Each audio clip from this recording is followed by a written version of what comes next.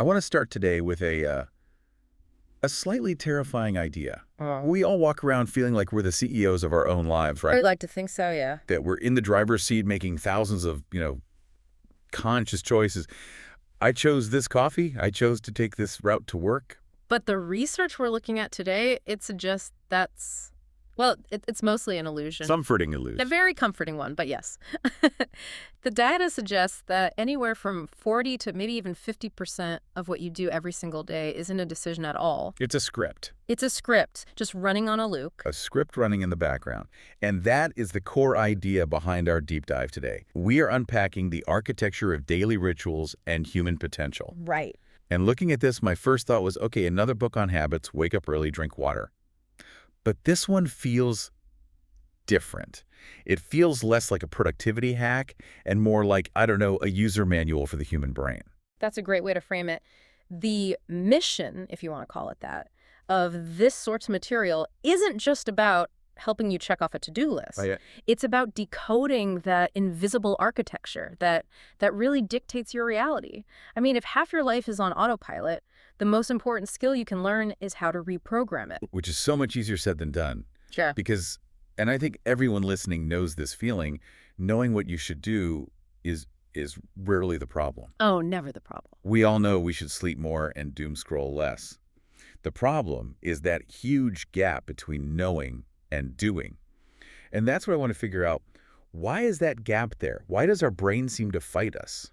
Well, see, it's not actually fighting you. It's trying to help you, just in a very primitive way. Yeah. To get habits, you have to understand the brain's economy. It is an incredibly expensive organ to run. It's like a gas guzzler. A massive gas guzzler. It's about 3 pounds, but it burns something like 20% of your body's total energy. So from an evolutionary standpoint, the brain is always looking for ways to save fuel.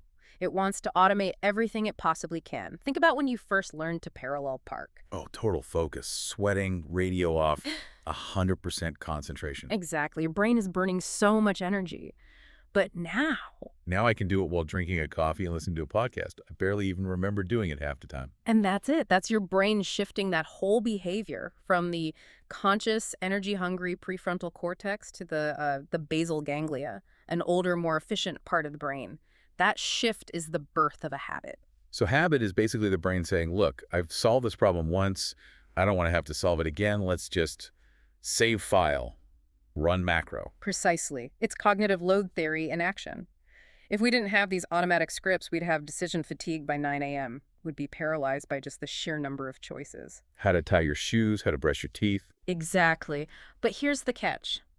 The basal ganglia, it doesn't understand good or bad in the way we do. It only understands 2 things, efficient and rewarding. Which brings us to the famous mechanism, the loop.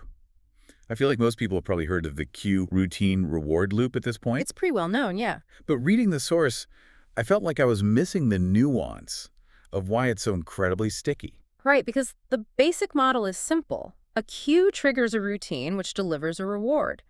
But the nuance, the part that really matters if you're trying to change, is in the neuroscience of craving. Okay. It's not just that you get a reward at the end. It's that eventually the cue itself starts to trigger a dopamine spike before you even do the action. Wait. So your brain gets the little chemical hit just from seeing the trigger, not from doing the thing. It gets a spike of anticipation. This is the difference between liking something and wanting something. They're actually 2 different neural pathways. You might eat a stale donut and think, I don't even really like this. But you ate it anyway. You ate it anyway because the wanting system, the craving, was activated by the cue. Maybe just seeing the box in the break room. That explains so much. That explains why I'll open a social media app, even when I'm actively bored by it. Yes. The cue is maybe just a moment of silence, and my brain gets that little hit of, ooh, maybe there's something new, and before I know it, my thumb is already moving. Exactly. You are fighting a chemical prediction. Your brain predicts a reward, it releases the motivation chemicals to go get it, and you're just along for the ride. That is a bit horrifying. Yeah. But also kind of liberating. It's not that I'm just weak-willed. No. You're up against millions of years of biological engineering, but the source material pivots here to something I found really profound. It moves from the biology to the psychology of identity. This is my favorite part of the research. Mine too. We tend to think of habits as things we do. You know, I run, I write. But the source argues habits are actually the evidence we use to prove to ourselves who we are. So it's not quite fake it till you make it. It's something else. It's a little different. Fake it till you make it sort of implies deception. This is about proof. If you tell yourself, I'm a runner, but you never run, your brain knows you're lying. It sees the evidence, or lack of it. Right. But if you go run for just 10 minutes, even if it's slow, even if it's terrible, you have just cast a vote for that new identity. You have undeniable proof. So it's a feedback loop. Action and belief. Yeah. I don't have to first believe I'm a healthy person to start going to the gym. I need to go to the gym to prove to myself that I'm a healthy person. Yes.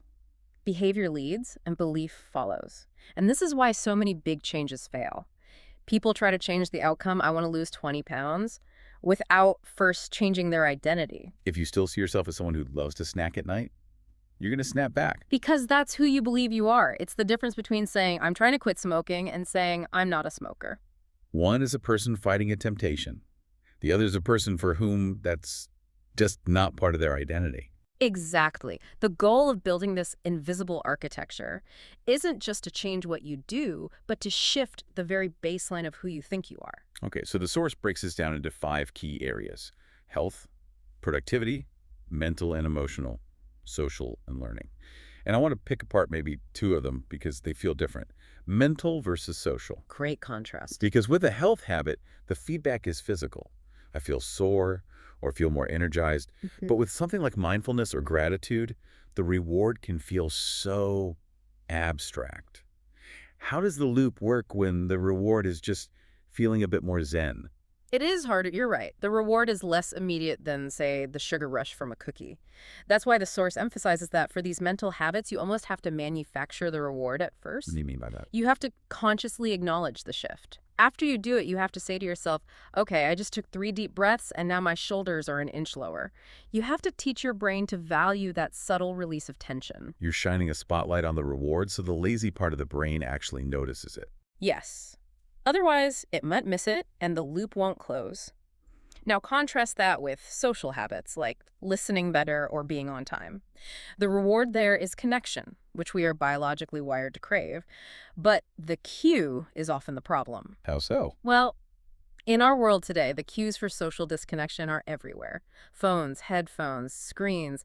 We've built an environment that actively removes the cues for interaction. So building a social habit often means, redesigning your environment. Literally putting the phone in a drawer so the face of the person across from you becomes the main cue again? That's it. And that concept, environmental design, it's huge. Let's circle back to that for breaking bad habits. But first, let's get tactical. Someone's listening and thinking, okay, I buy the science. How do I actually start without burning out by day 3? Which always happens. Always. The answer is, frankly, boring, which is why people hate it. The source calls it the golden rule: consistency over intensity. Ugh, which kills me. Because I want the intensity. Yeah. I want the movie montage where I work out for 3 minutes and suddenly I'm super fit. And that's exactly why New Year's resolutions fail 90% of the time. We rely on motivation. But motivation is a feeling. It's weather. It changes. Habits are geology. They're solid. So what's the move? The source argues you should start so small it feels almost ridiculous. If you want to floss your teeth, just floss 1 tooth. 1 tooth, come on. I am dead serious. Committing to flossing all your teeth takes effort. On a tired night, you'll skip it. But if the commitment is 1 tooth, you literally can't say no. And what happens once you've started? You'll probably just do the rest. You'll do the rest. But the goal in that moment isn't dental hygiene. The goal is to establish the neural pathway of, I'm a person who flosses every night. You're just greasing the groove. You're clearing the path so that later you can drive a truck through it. Exactly. You can't optimize a habit that doesn't exist. Establish it first, no matter how small. Then, and only then, you expand. And this leads right into the other big tool the source loves: habit stacking. I actually tried this and it's wild how well it works. It's incredibly effective. So remember, the habit loop needs a cue. Usually people use time. I'll meditate at 7 a.m., but 7 a.m. is a weak cue. You might be asleep or in the shower. Life happens. Life happens. Habit stacking uses an existing action as the cue. You anchor the new habit to an old one. Something you already do without thinking. Right. You already have these super highways in your brain: brushing your teeth, making coffee. Habit stacking just says, after I do my current habit, I will do my new habit. So after I pour my morning coffee, I will write one sentence in my journal. Yes. The pouring of the coffee becomes the trigger. You're piggybacking on the strength of that existing coffee habit to pull the new journaling habit along with it. It removes the decision. It's like coding your own brain. If this, then that. It is exactly like programming your own behavior. Okay, so that's building the good stuff. Start small, stack it. Now for the dark side. Breaking bad habits. The source calls them the usual suspects. Procrastination, screens, sugar. Heavy hit. Let's focus on procrastination. Because the source had a take on this that I found so validating. I always thought it was just me being lazy. Yeah. But the research says it's actually an emotional regulation problem. This is a huge shift in understanding it. We don't procrastinate because we're bad at time management. We procrastinate because we're bad at managing the negative emotions attached to a task. All right, explain that more. So you have to write a difficult report. Just thinking about the report makes you feel what? Anxiety, maybe boredom, insecurity. Your brain's threat detector, the amygdala, sees that task as a threat to your current mood. And it screams, get me away from this feeling. Immediately. And what's the quickest way to get away from the feeling? Do literally anything else. Open Instagram, go clean the kitchen. Right. The procrastination is just a coping mechanism to soothe that immediate stress. It's not about laziness. It's about mood repair. Wow. So I'm not lazy. I'm just emotionally avoidant. That actually makes a lot more sense. So how do you break that loop, or any bad loop? The source is adamant you can't just delete a bad habit. No, you can't, because the need that it's serving is still there. Nature abhors a vacuum. If you're stressed, that's the cue, and your routine is to smoke to get relief, the reward, you can't just stop smoking. You still have the stress and you still need the relief. So you swap out the middle part, the replacement theory. You keep the cue and the reward, but you insert a different routine. So instead of smoking, maybe you do box breathing for 2 minutes. It provides a similar physiological relief, but it's a healthy behavior. But that takes a lot of willpower in the moment, doesn't it? To choose breathing over a donut. It does, which is why the source says willpower is overrated. The real secret to breaking bad habits is that environmental design we mentioned. Don't try to be a hero, just change the room. Make the good things easy and the bad things hard. Ideally, make the bad things impossible. If you're trying to eat healthier, just don't have cookies in the house. If you want to stop checking your phone in bed, charge it in the kitchen overnight. You're using the brain's own laziness against itself. You're designing a life where the right choice is the path of least resistance. I love that. Okay, I want to zoom out. We've been very focused on the individual, but the source takes a really important turn in the final chapters toward the cultural context. Yeah. Because none of us are building habits in a vacuum. Right. We are social animals. We mimic our tribe. The source points out that so many of our personal habits are really just adaptations to our cultural environment. The whole hustle culture example really stuck with me. I mean, if you live in a world that praises 80-hour work weeks, that's a massive environmental cue. It's huge. The culture rewards burnout with status. So you develop habits of overworking and neglecting sleep, not because you want to, but because that social reward praise, a promotion, is so powerful. And on the flip side, you look at those blue zones, the place where people live to be over 100, they don't have more willpower, they just live in cultures where walking everywhere and eating plants is the default setting. Exactly. Their invisible architecture isn't just their house, it's their entire city, their friend group. The source suggests one of the most powerful things you can do to change your habits is to join a group where your desired behavior is the normal behavior. If you want to be a runner, hang out with runners. Because then running isn't this hard thing you have to force yourself to do. It's just what we do on Saturday mornings. It taps right back into that identity layer. Which brings us to the long game. Yeah. The source wraps up with this idea of the compound interest of life. We hear about it in finance, but applying it to daily actions requires, I don't know, a lot of faith. It does. It requires delaying gratification, which we are notoriously bad at. But the source argues that where you end up in life is always a lagging measure of your habits. Your health is a lagging measure of your eating habits. Your knowledge is a lagging measure of your reading habits. So if I'm frustrated with where I am today, I'm actually frustrated with the habits I had 6 months ago. Or 6 years ago, yes. And if you change your habits today, you won't see the result today. You face what the book calls a valley of disappointment. You run for a week, you're still out of shape. You save for a month, you're still broke. The analogy they use is an ice cube in a cold room. You slowly raise the temperature from 25 degrees to 26, 27. Nothing happens. It's still a block of ice. Then you hit 32 degrees and it melts. The big change only happens after all that invisible work is built up. All the work happened in that invisible zone, but we get frustrated because we don't see the water and we quit at 31 degrees. That is the perfect metaphor for this. So bringing this all home, we've talked biology, identity, tactics. Yep. If someone takes one big thing away from this deep dive, what should it be? I think it's the realization that you are the architect of your habits, not a victim of them. Yes, 50% of your life is on autopilot, but once you can see the code, once you understand the cue routine reward structure, you can start to rewrite it. So it changes the question from, why can't I force myself to do this? To, how can I design a system where this happens naturally?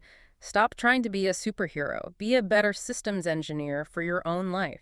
I want to leave everyone with a final thought the source touches on, the kind of thing that keeps you up at night, but in a good way. Yes, sir.